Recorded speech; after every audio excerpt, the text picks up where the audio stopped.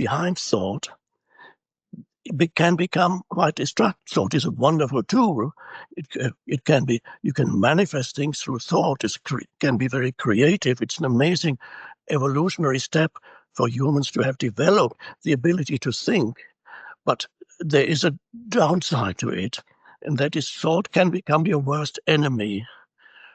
There are many people in this world for whom their greatest enemy lives between their two ears, in their mind, making your life impossibly difficult, creating problems that don't actually exist, and so on. So toxic thoughts. You've probably read with reference to contemporary culture, Gerd Saad wrote the book, The Parasitic Mind. Of course. Very good book. So he talks about how the human mind can be invaded by toxic thoughts that cut you off completely from reality.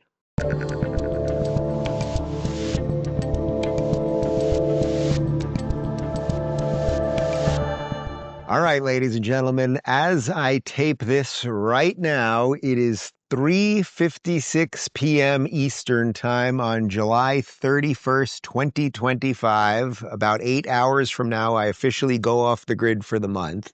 And I could not possibly be more pleased to bring on my last guest of the season. We will be airing this on August 1st, my first day off the grid for the month.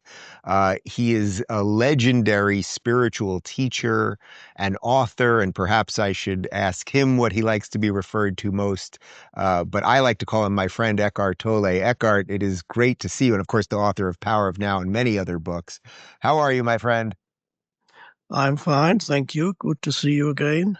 It's been a few years since we had our last, we had a private conversation in Miami not long ago, but the last interview was perhaps 4 or 5 years ago, right?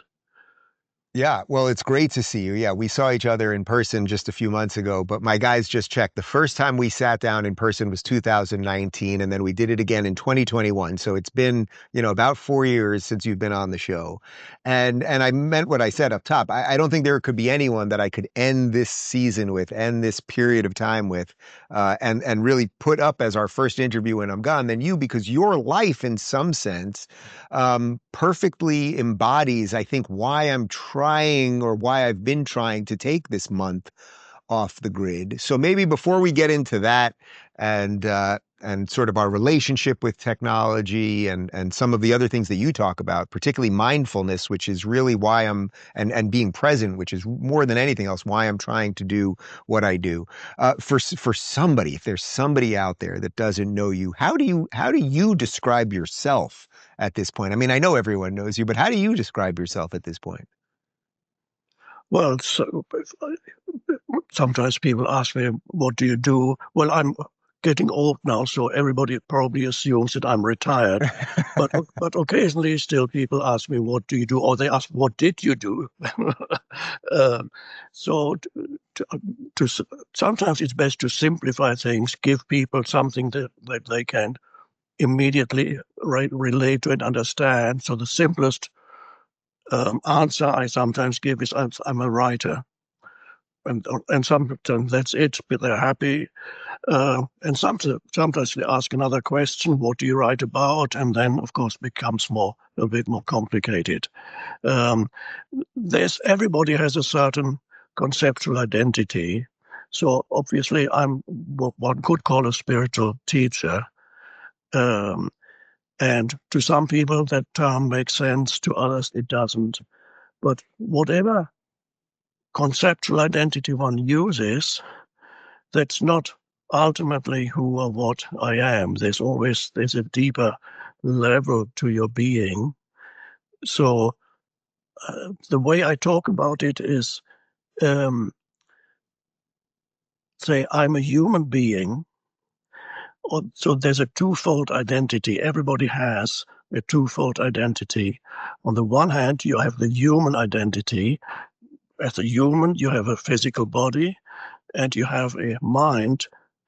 You have a psychological identity conditioned by the past.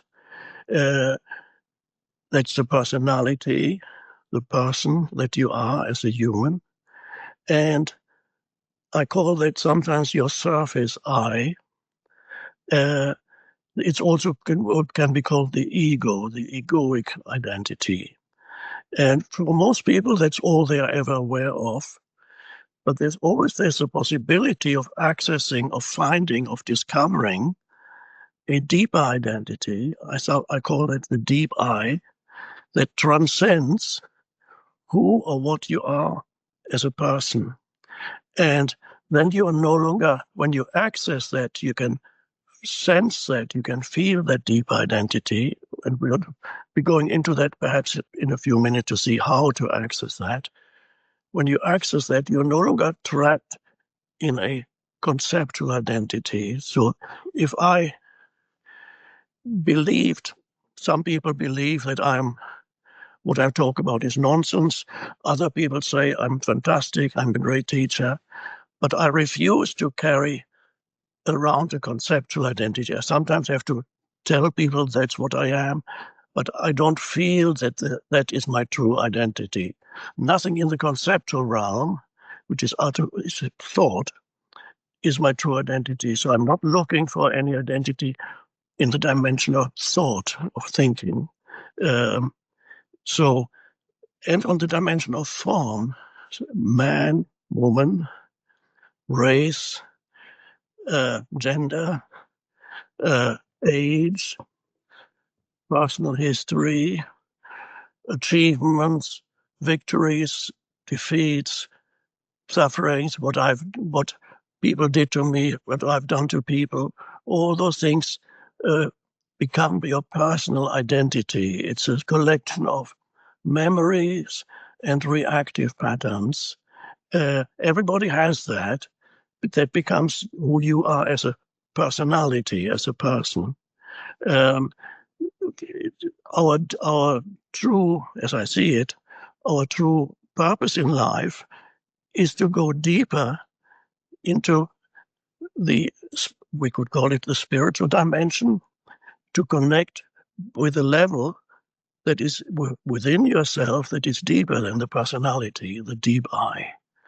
The deep I is where the deep I transcends who or what you are as a person, and it connects you with something infinitely greater than you, than who or what you are as a person. And ultimately, one could say that is your connection with the spiritual dimension, or that is your connection with God. In order to find it, because maybe that's your next question, in order to find it, you need to access within yourself a dimension that we could call stillness, where the mental noise or the mental clutter, because everybody lives with this mental noise, I call it the voice in the head, that comments on whatever you're perceiving, it comments on your experiences. This voice in the head thinks about the past a lot, thinks about the future a lot, has very little connection to the present moment. And if it connects to the present moment, it interprets the present moment through its mental conditioning. You have certain thoughts, you interpret what you perceive through the veil of these thoughts. For example, they could become an ideology. There are millions of people who are trapped in an ideology that they have taken on board, and they look at the world through the veil of their ideology, and then that distorts reality completely. So you have thought. It's very important. What kind of relationship do you have with the thoughts in your head, with all their thinking? Uh, are you aware of the thoughts in your head? And here we come to the key term, to the keyword awareness. Another word for that would be presence.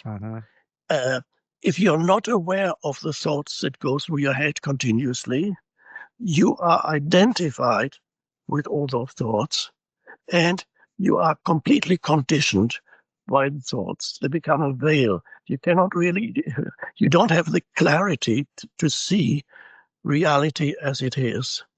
So, and as you know, there are many types of thought that are actually completely dysfunctional, that are completely disconnected from reality. I first discovered that when I was young. One of my family members was suffering from paranoid schizophrenia, and I could see how he was unable to see reality as it is because he had a veil of assumptions and beliefs that all those people are out to get me, they're all out to destroy me. And so completely misinterpreting reality. So thought, without the awareness behind thought, it can become quite destructive. Thought is a wonderful tool. It can be, you can manifest things through thought. It can be very creative. It's an amazing evolutionary step for humans to have developed the ability to think. But there is a downside to it, and that is thought can become your worst enemy. There are many people in this world for whom their greatest enemy lives between their two ears, in their mind, making your life impossibly difficult, creating problems that aren't actually don't actually exist, and so on. So toxic thoughts. You've probably read in with reference to contemporary culture, Sartre wrote the book The Parasitic Mind. Of course. Very good book. So he talks about how the human mind can be invaded by toxic thoughts that cut you off completely from reality. Carl Jung also pointed out that the greatest danger for human beings is not in the outside world. The greatest danger for humans is mass psychosis. When a large group of people become infected by thoughts that take over your mind, like a virus infection in the body, nobody actually knows what exactly a thought is, because nobody knows exactly what consciousness is. Mm-hmm. Thoughts are a manifestation of consciousness. Obviously, it's a form that consciousness takes, but thoughts are actually invisible. If somebody opened my brain and looking for the content of my mind, you wouldn't find it. Thoughts are actually, there's a connection between thought and the human brain, but I don't believe that the brain actually produces thought. It's like a radio receiver for thought. But let's put that aside for a moment. So Aristotle said that it is a mark of an educated mind to be able to entertain a thought without accepting it. Very interesting statement. I would I don't know what the original Greek is. Educated, I would change that. I don't know whether he actually said educated.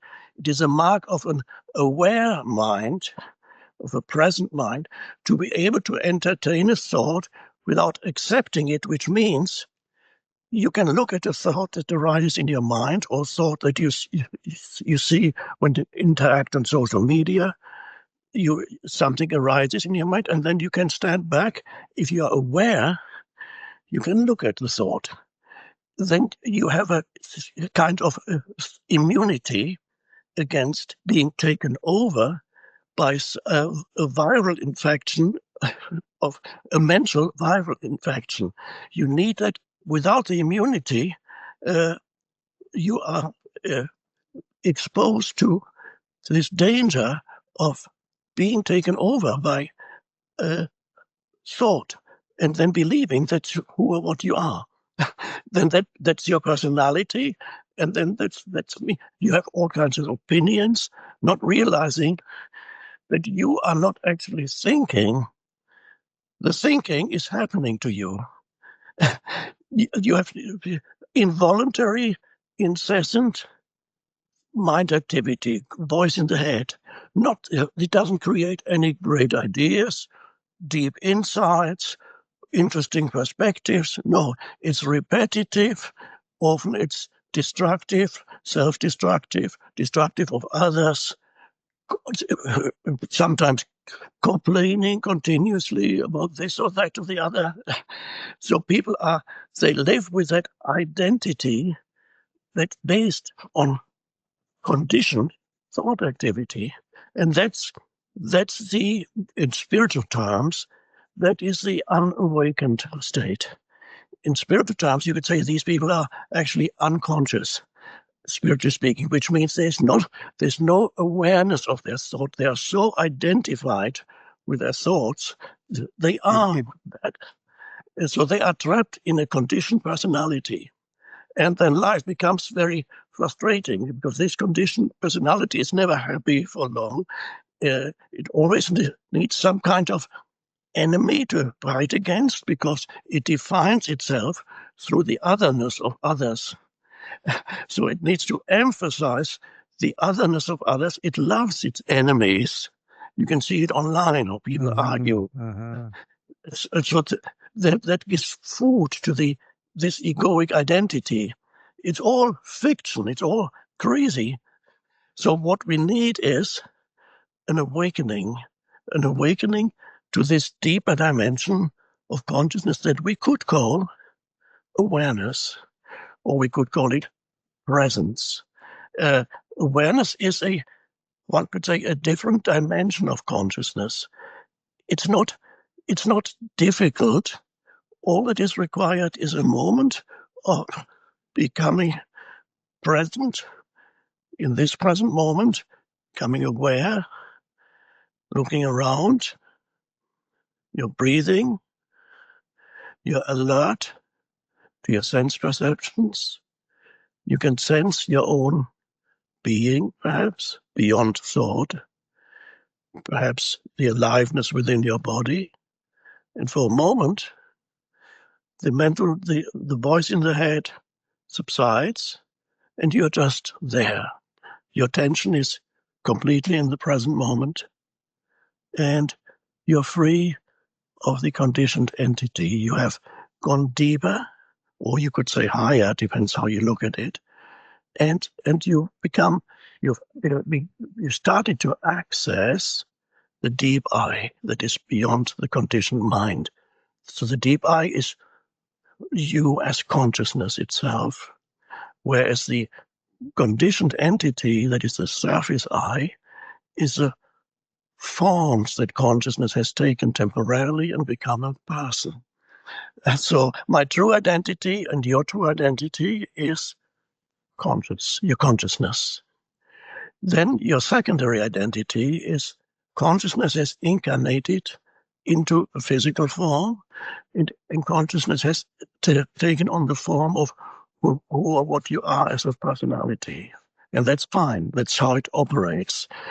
But unfortunately, most people are completely trapped in the conditioned part of consciousness, having no access to the deeper unconditioned part, where you find inner peace, an intense sense of aliveness, a sense of beingness, almost sometimes you could say a joyful presence.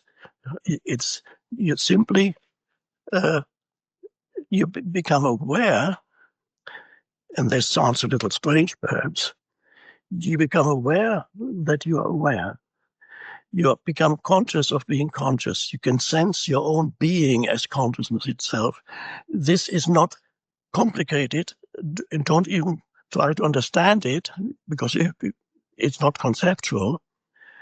To feel the being of you that is deeper than any thought or any emotion, and that is freedom from the conditioned entity of the person. And then the two can live together and in this world face the challenges of this world, so that you don't lose yourself in your mind and lose yourself in the stuff of this world, so that there's always some connectedness with the deeper dimension of being. So it's another word is stillness. So your great opportunity now that you're going away for months, disconnected from all the digital world, that is a wonderful opportunity to find the stillness within you. In nature, it is helpful to go out into nature as much as you can. Not everybody can take a whole month off, but so you're privileged to be able to do that. But for all those people who are not able to do that, it's highly important to take opportunities in a daily life as much as possible to step out of the continuous stream of thinking, and so that it clutters your mind. A cluttered mind is not creative. When you have a cluttered mind, no creative solution to any problem will come to you. A cluttered mind creates its own problems continuously. You lose access to the realm of creativity within yourself. So I'm very concerned about what's happening, especially to youngsters, because their minds become totally cluttered with they're interacting with the digital world, social media, and so on. So it's in many cases 5-6 hours a day. The world of the digital world, social media, which ultimately is really an externalization of what's within you, of the mind. So the mind was already a problem before we created all this new technology, but now we have the externalization of the mind in the form of social media that gives even more power to this useless thinking that people are trapped in. As you probably know, young people who have grown up with the social media and all that, many of them are incapable of forming true relationships anymore. Their attention span is extremely short. The mind is continuously cluttered. They do not have a moment of even boredom. People used to complain about being bored. Nowadays, nobody's bored anymore. It's a terrible loss. Because with boredom, at least something opens up and say, what do I do now? Don't know what to do. At least there's a little bit of inner space. But nowadays, the moment you see the lightest beginning of boredom, you pick up your phone and you start scrolling, which means you're adding clutter to your mind.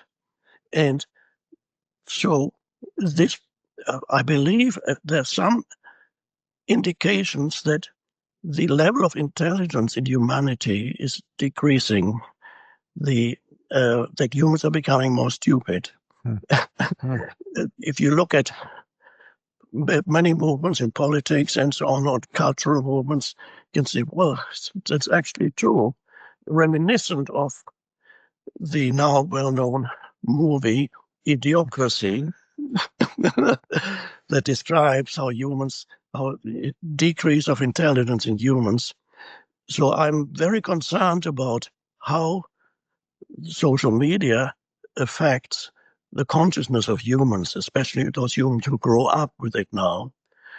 It offers enormous possibilities, like what you are doing and other people are doing. So you're using the possibilities that social media offers. And it's a great thing because it means humans have an alternative to the brainwashing of mainstream media. So now you have an alternative, and it's a wonderful thing. But on the other hand, there's a danger that humans lose touch with reality, because the digital world is not real life. Life is out here. And in worst case scenario, I'm not saying it's going to happen, but it is a worst case scenario. Within 1 or 2 generations, civilization collapses because humans are incapable of creating anything new and solving their problems anymore. And so let's not go there. It is the worst case scenario. But hopefully that's not going to happen. Guys, it's time to strut into the bedroom like your junk just got a VIP invite to the party. Blue Chew's chewable tablets are a motivational coach for your man parts, giving you harder, stronger, longer lasting edge like your downstairs just chugged a protein shake and hit the weights. When you pop a Blue Chew tablet, your confidence will be so high that your shadow will call you Big Papa.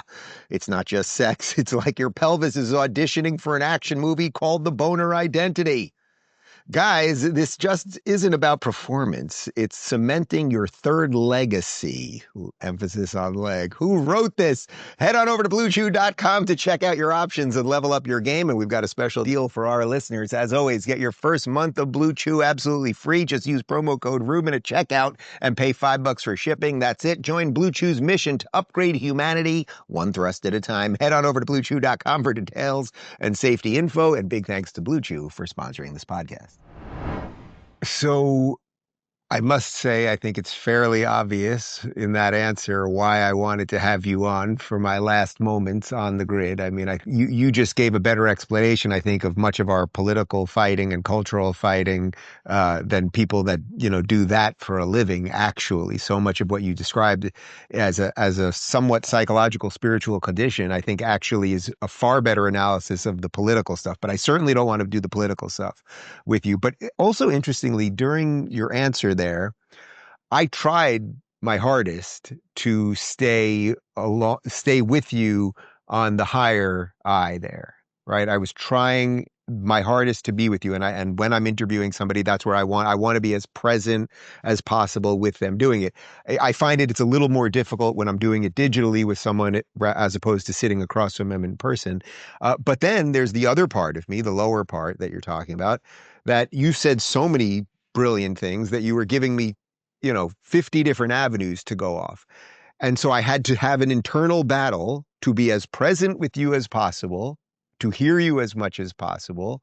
And yet the other piece of me saying, well, I'm interviewing somebody, I should be able to do the work that an interviewer should do. And I really just tried to traverse that to the best of my ability. I'm not exactly sure how well I did it, actually.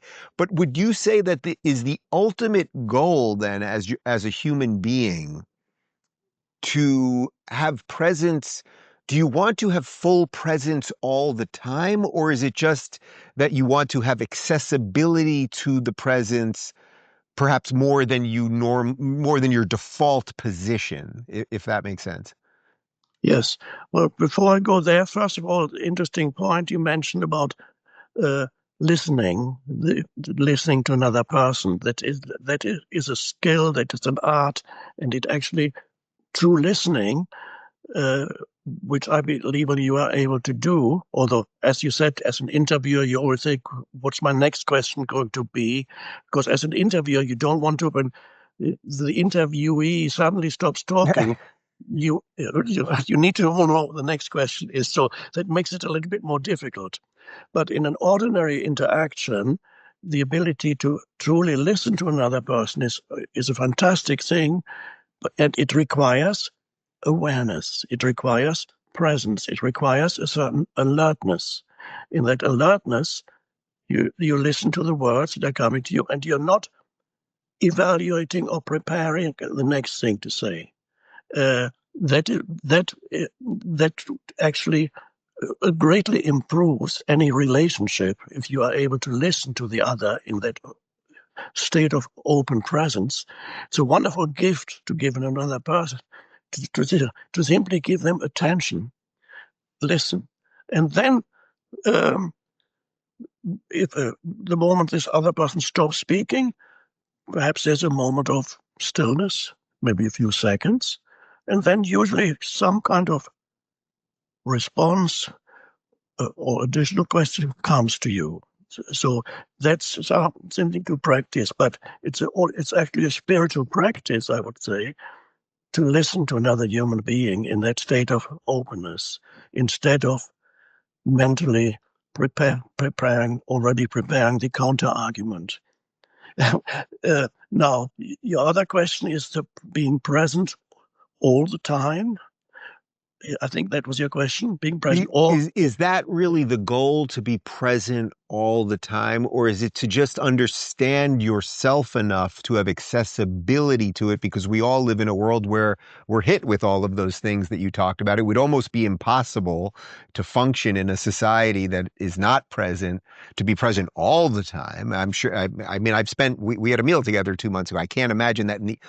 We were pretty present, actually, I would say. But to be there all the time seems Herculean or almost inhuman in some sense. So it's about the yeah, access to it. yes, it's not necessary to be continuously. So I might be engaged when I'm alone.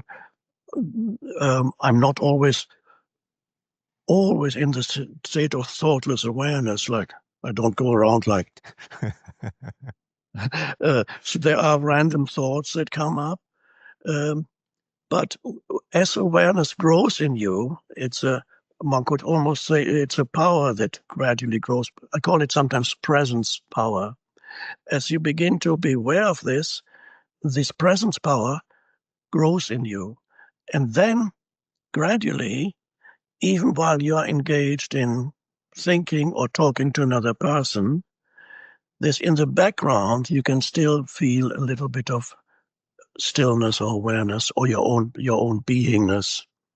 So there's always you don't lose yourself completely in the stream of thinking.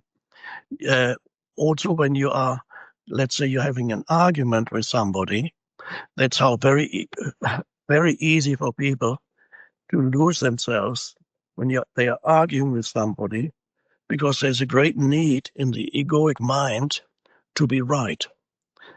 For the ego to be wrong is a small death, because the ego is identified with opinions completely. Identified with an opinion means you derive your sense of self from your opinion. You don't just have an opinion. Mm-hmm. Opinion becomes you. And then anybody who questions your opinion becomes your enemy. This is delusion, but millions of people operate in this way. So the danger is when opinion becomes identity, you're lost. You're lost in your mind and you create a lot of unnecessary conflict. Now, I have opinions, of course. You can't go around life without. I have certain opinions about. I have even political opinions, not that I talk about them very much, because my function is, I see my function as helping people to become more conscious. I don't want to go to the various positions, and I don't want to interact with to immediately, when I can see delusion in people, I, I, I don't feel the need to go out and tell them you're deluded. Um, Rather, help them to be more conscious.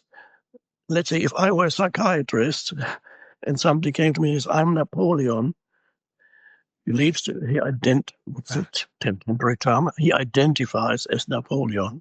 Uh, I would not say, you're crazy. Of course, you're not Napoleon. Get rid of that idea, because immediately he would, uh, the connection would be lost to him. Nor would I say, yes, you are Napoleon. No, that's wrong too. But listen, bring some presence into the interaction. And then there may be a possibility that this presence affects him in some way and helps him to go beyond his illusion. I'm giving this example to say what in my work, I consider most important is that uh, not to other people. I'm not. It's other people's function to actually attack totally erroneous and crazy beliefs. That's perfectly fine. There's a need for that also, as long as they are not completely identified with their position.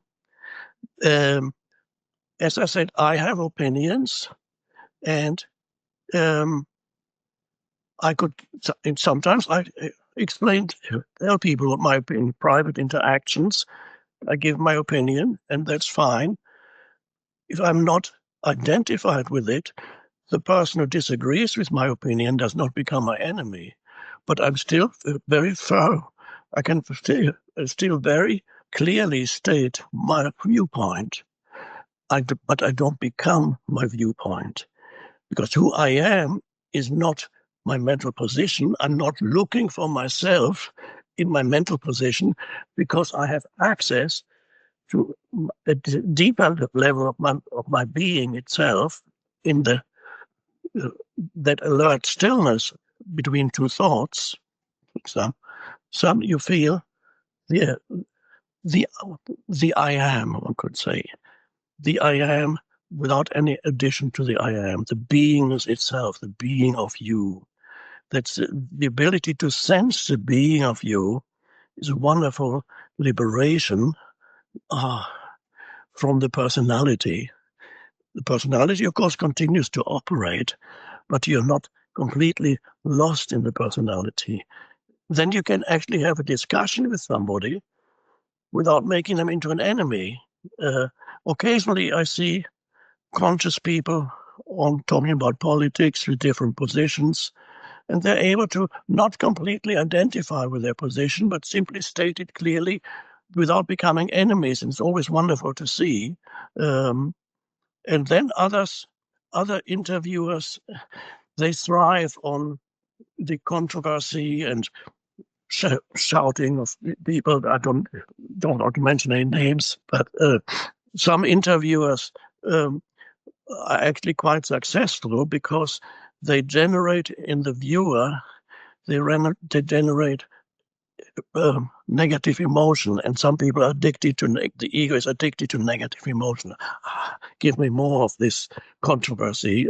Yeah. Well, It I used to know. be, yeah, Karen. Well, I know that when you reached out to me, which must be around 2018, probably a year before we ever sat down and ever met, and you just basically said something like, "I enjoy your work," and I thought, well, that's really something, because I'm talking about all this. Everyone's fighting about it. You know, that was sort of at the beginning of wokeness and the whole thing. Everyone's fighting all the time. I get so much hate online. And here is this, I've read The Power of Now. And now that you've met some of my family members, you know how influential you've been in my home.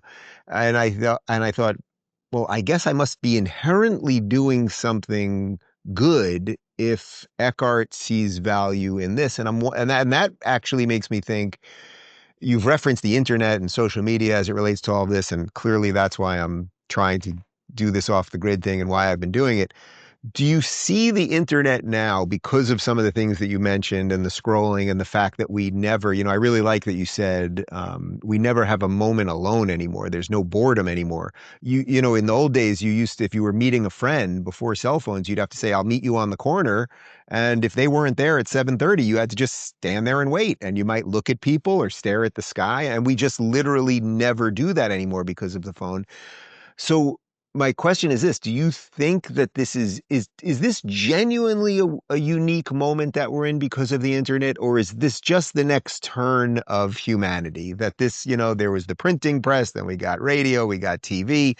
The internet obviously is unique in some sense because of the interconnectivity, but do you view this as just the next version of this? I mean, you've been talking to people and writing for decades.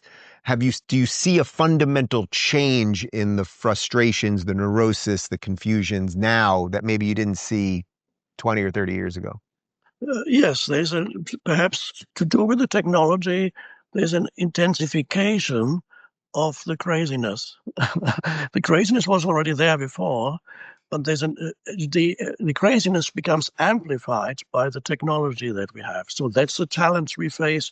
But at the same time, it's a great opportunity, because when the craziness becomes amplified, for some people, it becomes easier to recognize it. You see suddenly an amplified version of a craziness that was kind of often underneath the surface. There were always people with crazy ideas before the technology, that they all they could do is talk to their next door neighbor or some other friend about crazy ideas. Nowadays, everybody can put out their crazy ideas. That's the negative part of the internet. So the craziness grows and is amplified. But there's also the positive side of it, of course, that which counteracts the craziness can also operate more effectively now through the internet. So you have the two, an amplification of the craziness and at the same time, the possibility of sanity being disseminated also through this technology. You have the two. Yeah. Um, So which one is? I think you're telling us that the world is what you make of it, perhaps. Yes, yes. Make sure everybody's make sure that you are part of the sanity of the technology. That you're not drawn into the insanity, which is very easy to happen when you start interacting on social media, to become reactive, to find enemies online, people you've never met, and you insult them, you call them names, totally crazy, and it amplifies your ego. You feel it's a total illusion. So there's mental illness can is growing through that, but the possibility of going beyond the craziness is also there at the same time. So So where it's going, I don't know. right, so that's in some sense probably that's the ultimate question here. I mean, does that leave someone like you, is hopefulness useful to you even in some sense? I was going to say, are you hopeful then with that dichotomy? But I guess in some sense, hopefulness probably isn't that important in some ways. No, no, it's hopefulness is not. There's not real power behind hope. It's nice to hope, but there's no power. Make sure, I would say instead, make sure that you embody, you represent the sanity in this world. This obviously is a famous saying. I can't remember who first said it. Be the change that you want to see in this world. Some said, and that's very true. So you need to, in your interactions, whether personal interactions or online interactions, make sure that you are not drawn into the useless, the craziness. Sanity. You represent, you embody the sanity, but people, you may do people, different people do it in different ways. Some people just state, give information out instead of attacking crazy ideas. They just put out information to counteract what, state the truth, to counteract the craziness. There are other people who are a little bit more aggressive, and as long as you don't lose yourself in it, that has a function too. Gatzat is an example of that. I don't think he loses himself in that, but he can be quite confrontational. Right. And there's a place for people who have that function also. Right. I Uh, find, I mean, even when I'm doing my show, I find there's moments where I can be extremely calm telling people what's going on, and that is the authentic me. And then there's time where I'm obviously more ridiculous, and then there's times that I am more on the attack, and I try to do it in a way that's usually couched in something funny because I'm not, the last thing that I would ever want to do is people, shut off my show and then feel worse. I want people to feel better. And it's actually, to me, it's the best compliment that I get, that people always say to me, Dave, I feel saner when I watch you. And to me, that's like, if I can offer a little of that, that's pretty good. yes, yes. So you do not disseminate toxicity, as other people do, and there's some who become very successful with it, but it's not good. So you don't. I don't watch everything you do, but I don't feel that you disseminate toxicity or negativity. Uh, so that's quite an art for people to represent uh, sanity, uh, but not make anybody ultimately into your enemy, because there's the opinion that people have. People have opinions, and they may be completely deluded, but ultimately that's not who or what they are. So in a way, it's important not to confuse the uh, perhaps totally erroneous viewpoints or opinions that are disconnected from reality that people are possessed by, not to confuse that with who they are truly and ultimately are. There's a deeper being. And if you want to use a religious terms, you can say everybody is a child of God. Everybody is an emanation of the one that we call God. God, this is our see. God is the incomprehensible one that in a transcendent realm, there is this incomprehensible, unbelievable, vast intelligence, power that emanates, like the sun emanates light, the power of God emanates into this world as consciousness. I see consciousness emanates from the source of all life that is transcendent and totally incomprehensible. But the consciousness that you can sense within yourself is a ray of that. So that's when you become a little bit still, you can sense the essence of who you are as consciousness. You suddenly feel what you can know for sure, because everything may be a dream. Perhaps the philosopher has been talking about that for centuries. Perhaps this whole life is a dream. And in some ways, it is a kind of dream because everything dissolves very quickly. And so maybe it is a dream. But even if it is a dream, there's one thing that must be real in the dream, and that's the consciousness in which the dream appears. And that you can be sure of. Oprah used to call her interviewee, the last question she would usually ask the people she interviewed is, what do you know for sure? And people all give all kinds of answers. Ultimately, you cannot know anything for sure because everything may be some illusory realm, or maybe we're in the matrix, or all kinds. You don't know any. There's only one thing that you can know for sure, and that is you are conscious or consciousness. Because otherwise, nothing could be. Even if it's a dream, there must be a consciousness in which the dream happens. If I am to go off the grid with the last thought in my mind being that Eckhart Tolle said we might be in the matrix, I'm going to be in a lot of trouble here. So I'm going to ask you something that I think I know the answer to, but I think it will actually, I'm asking this for myself in this sense. And I think it will help other people too, but I think it's a perfect final question for what we're doing here because I'm going to try to incorporate all of this. I try it in general, but really what you've laid out here was what I sort of unknowingly was thinking when I started doing this off the grid thing. And it's why it's been so good for me. It's why so many people are so fascinated by it. And now every year, more and more people reach out to me and say, Dave, I'm doing the same thing, or I can't do it for a month, but I could do it for a week or 2 weeks or 3 weeks. But I want to ask you one piece of advice. And again, I think I know the answer, but when I come back, I am going to, sit down with my guest host. I'm going to learn all the stuff that I missed. I'm going to be right back in the throes of the internet, of the scrolling, of the news, of the current events, all of the craziness on top of just back to work and interactions with people and all of that's on top of the nice things about it where people say nice things to me or the bad part about it where they say terrible things. But it's all going to come flooding back in a pretty small amount of time. What is the best way to deal with that?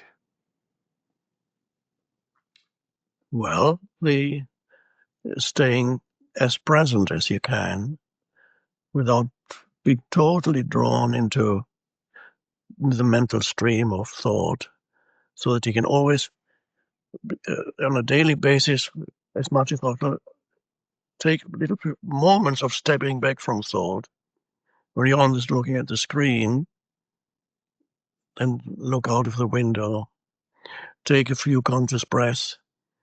And as you do that, conscious breath means your attention is on your breathing, which means you're not thinking.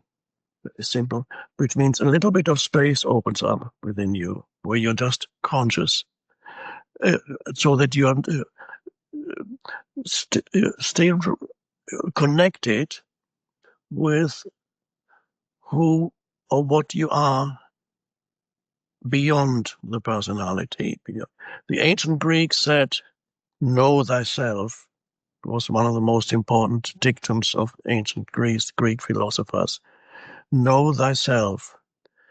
And at the deepest level, that means know the essence of you, which is the presence, conscious presence. So as much as possible, stay connected with that. And even when you are, after a while, as I said earlier, presence power grows in you.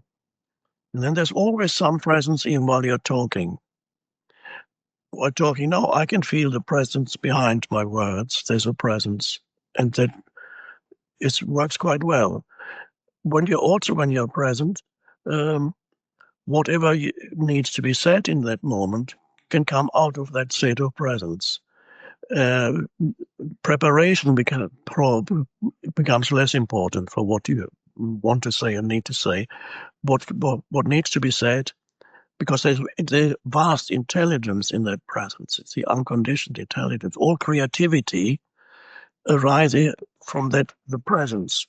And creativity can be just the simple fact of saying the right thing at the right moment is already a creative act.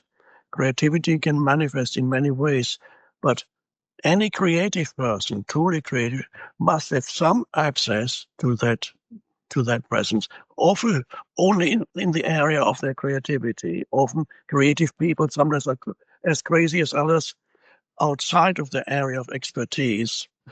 But within the area of expertise, the ability to be absolutely present, to have the alertness, the quiet, intense alertness of presence. And you can look at a situation or a problem without thinking, just applying the intelligence of presence. And there's a moment of stillness. And then some creative answer comes in words or action, whatever it may be. So staying connected to the presence, because that's where the power resides. It's not some egoic power. The power of life itself lives within you. So make sure you stay connected to the power of presence. And that presence then, this is beautiful, that presence lives through you. The personality shrinks a bit or becomes transparent, and a greater power of presence can use your mind and your personality and express itself through you. And that is how sanity and true intelligence comes into this world. So you can bring that into this world. It's ultimately that's what the purpose of human life is, to represent that, to become a conduit for that. One can use spiritual terminology for it or neutral terminology. It doesn't matter. If you want to use spiritual terminology, although some people may not like it when I say that, in esoteric Christianity, that presence is the Christ in you. And as St. Paul said in one of his letters in the New Testament, I can't remember the exact quote, I'm paraphrasing, I must diminish and Christ in me must grow.